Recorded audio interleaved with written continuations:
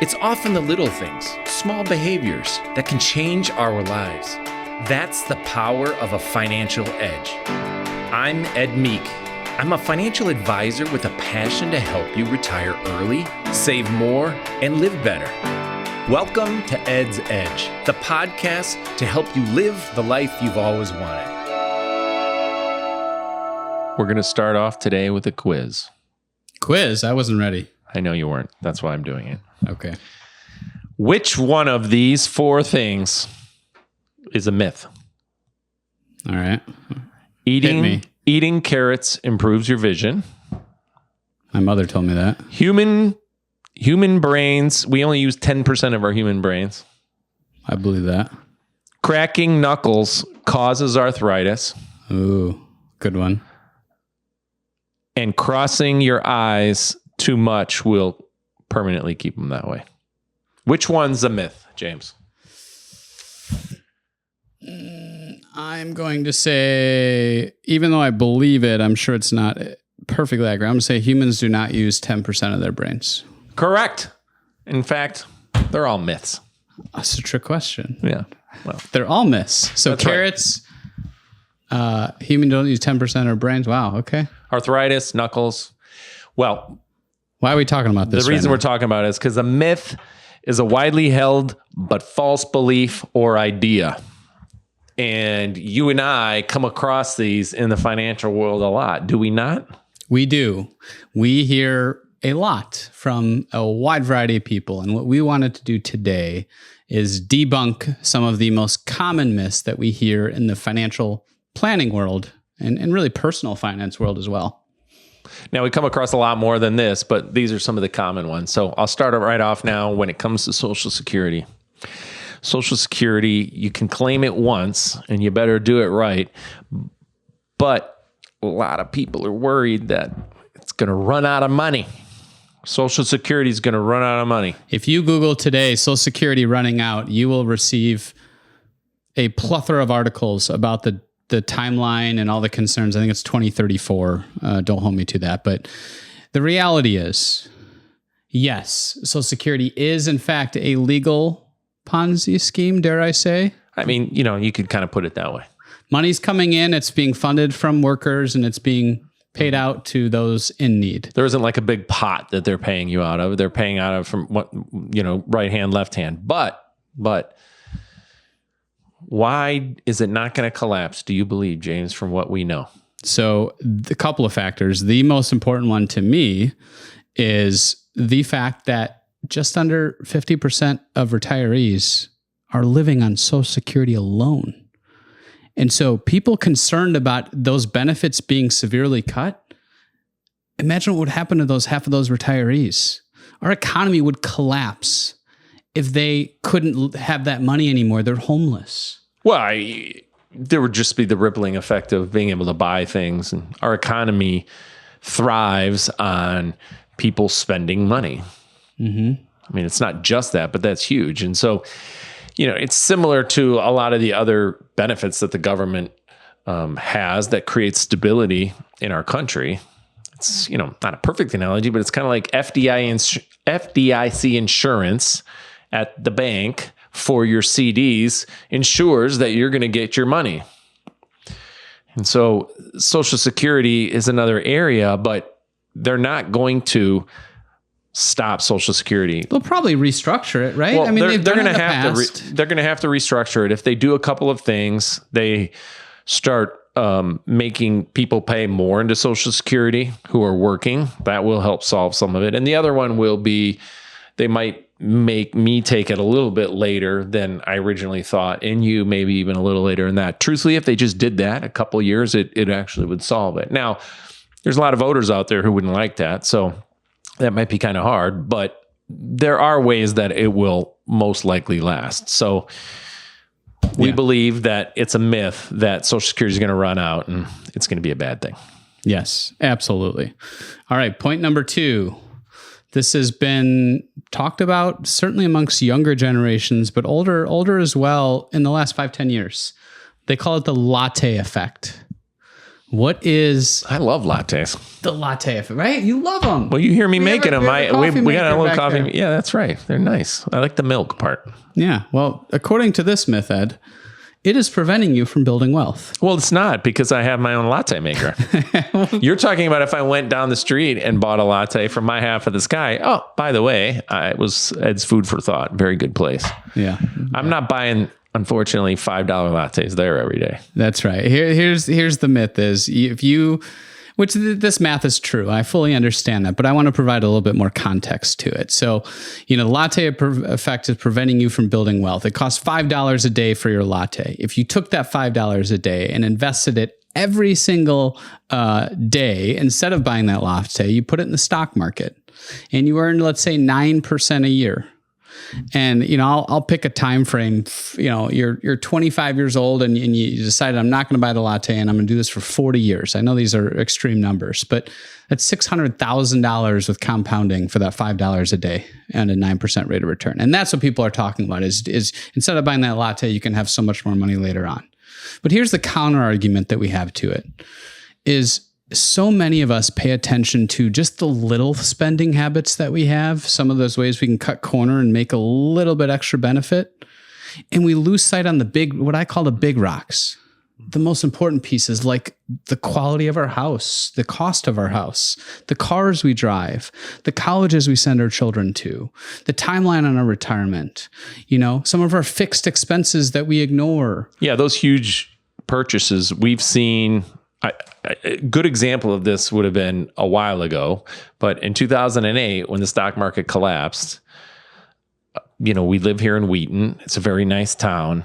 It was unbelievable how many houses were up for sale. Now, part of it was people were losing their jobs, but another one was people bought as big of a house as the mortgage companies would allow them to buy, and they didn't have that flexibility. And so we have to keep everything into context. You don't have to buy the higher end car. You can buy a really nice car. And so we just see that if you can manage those, you can still have your latte. And by the way, do you know how many times we said latte? We must have said latte. I don't think I've said latte that many times in a 5-minute conversation. Until now. That's right. Yes. And so the moral of the story, to your exact point, Ed, is allocate your money towards things that you and your spouse, if you're married, value, and be true to yourself and what you value and enjoy. Right. So if you have a sound plan and you've allocated towards, enough towards the future, enjoy today. Go get that venti latte. We give you the permission as financial advisors espresso to do that. With a little bit of almond milk, something like that. Sounds good. All right. Point number 3. The next one, myth number 3, renting versus owning a home. It's a good investment to buy a home, and we should buy a home above renting. Right? Potentially. What are the pros and cons of each one? So it ties me to a story of my sister. My sister purchased a home about a year and a half ago, and she was renting for a while. And she was really chomping at the bit to purchase a home even much, much sooner than probably she could afford. And so we talked through a lot of that. And what I told her is, look, renting at the end of the day is buying time. In this case for her, it was buying herself some time to build up enough of a down payment to obtain a valuable mortgage, a mortgage that makes sense for her. And it fortunately worked out perfectly. Despite this wild housing market, she got the home that she wanted. Now she's in the ball game. She's building wealth. Mm-hmm. We recorded a podcast with a real estate agent talking about that. So certainly, I think that was episode 36 around real estate. Take a look at that if you're interested in that game. But at the end of the day, renting is not always a bad thing, contrary to popular belief. In fact, the cash flow perspective, usually you're better from a cash flow perspective, because when you own the home, if you don't own one yet, there's all these additional expenses. There's the real estate expenses. Real estate taxes, home improvements. There's just a variety of different things. And so you can wipe a lot of that out when it comes to renting. And this decision also isn't just a pure financial decision. Right? We feel different when we're in our own home, and we build a lot of memories when we're in our home. And there's a lot of benefits that you get by that. And it doesn't build huge wealth, right? When you pour all that money into it, but that's not the reason that you primarily do that. I mean, we discussed that in the podcast that we talked about it. But you also have to take into account the time frame. And this is where I think one of the problems that people run into is they want to hurry up and buy a home, or they move to an area and they want to get a home. All my neighbors are getting homes. I need to buy one now. Well, right? also they might do it a little too quick. Where if you ask them and said, well, are you pretty sure you're going to live here at least 5 to 10 years? If they're not 100% sure, there are a lot of costs to get a home. And so you want to make sure you're going to be there for a while. Yeah, that's when it becomes a little bit of gambling, kind of like the stock market in 1 or 2 years. You know, it's anyone's guess what can happen in theory. But over time, we know the stock market does incredibly well, just like a home. Wait a minute. That's myth number 4. Go figure. Yeah. Myth number 4. The stock market's really like gambling. Now, we've talked about this before. Well, today in one day, there's a 50-50 chance or something like that if it's going to go up. 54% chance it's going to go up. But we love this chart. We're going to pull it up again. It's the gambling versus the stock market chart. And if you look at gambling and all the different ways you can gamble, there's less than a 50-50 chance. If you look at the right side of the chart, you can see this is the S&P 500. Big, broad index of U.S. companies. As you can see, if you leave your money in there for more than a year, 3, 5, your odds are great at making money. 5, 10, 15 years, you're way in the 90% chance. It's one of the best ways to grow your money. So, sorry to say, but the people who say that, they're pretty ignorant when it comes to it thinking it's gambling. Exactly. Yeah. You know, especially when you talk about the stock market, a diversified basket of stocks, right? So not like a penny stock or just one stock. It's a diversified basket that represents the US, broad market and the economy. That's right. Yeah. Yeah. You know, it makes me think of just some funny scenarios around day trading. I read a stat a couple of weeks ago. This is where it can become gambling. Just to play the contrarian here is, you know, you're day trading, meaning buying and selling stocks each and every day. There is 3% of people who are professional day traders actually make money. 3%. It was 3.2, I think it was. Well, they're not so professional then, are they? Right. And so, you know, we want to be careful around chasing that within the stock market. You know, it's not gambling if we're disciplined and diversified. And that's the important topic here. So moving on, point number 5.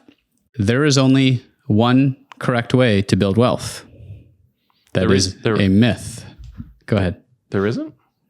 There's not. There's many ways to build wealth. Well, Dave Ramsey thinks there's only one way.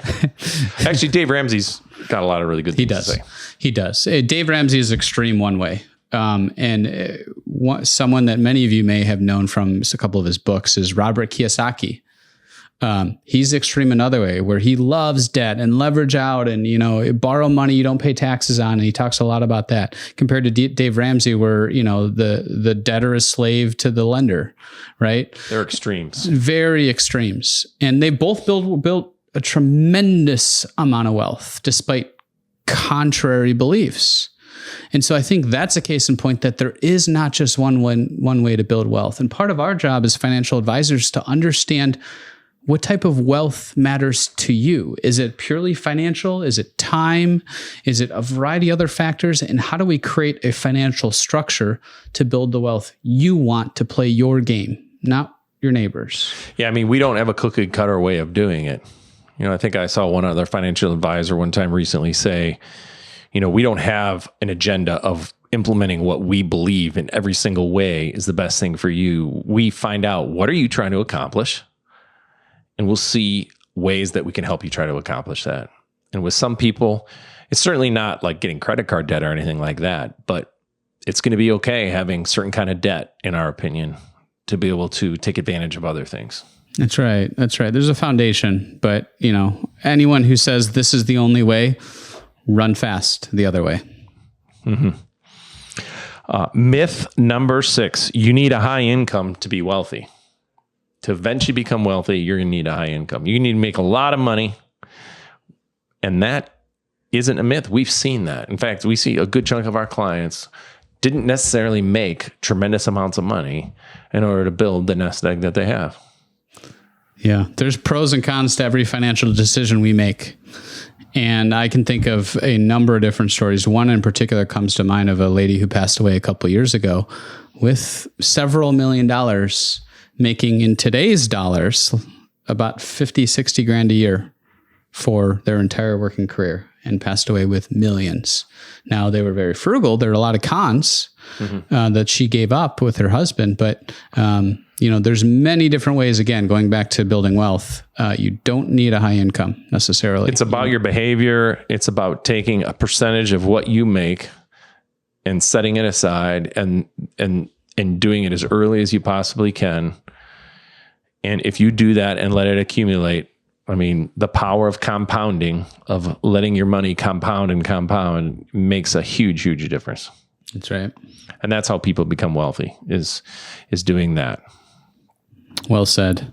And all of this ties to probably one of the most important myths here that we've heard many times, is the fact that being wealthy makes us happy. Now, I think a lot of us in the public would agree it probably doesn't, but some argue it does because they have all this and they're flaunting it. I want to provide a slightly different spin on what wealth accomplishes for us. Wealth gives us options. It gives us the ability to have many different choices, which is certainly a positive. It also provides us a significant amount of convenience. We can take the limo that picks us up real quick instead of having to wait for an Uber.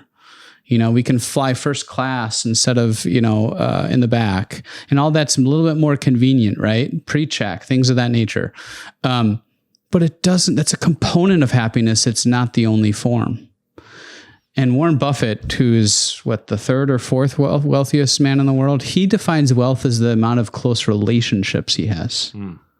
And that's pretty profound. It's not coming from someone who has I think we all money. agree that when you have good, deep relationships, friendships, I'd trade them for anything. Right.